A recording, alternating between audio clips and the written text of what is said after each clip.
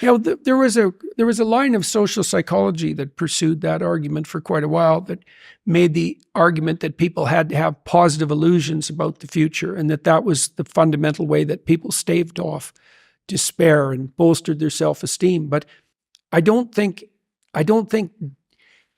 we need to separate out the distinction between fantasy and delusion. You do have a fantasy about the future. You have to, because like you said, it's not structured. So you have to provisionally map the future. That's what a plan is. Positive That's goal. what a strategy is. Yeah. Right. But that doesn't make it a delusion. Like, it becomes a delusion when the map bears no relationship to the underlying territory. So if you have a strategy for the future, maybe let's say that your strategy for the future, just for the sake of argument, is that you have 5 million YouTube subscribers in 3 years. Well, you have no evidence of the strict sort that that's how it's going to be, because anything could happen between now and 3 years from now, let's say. But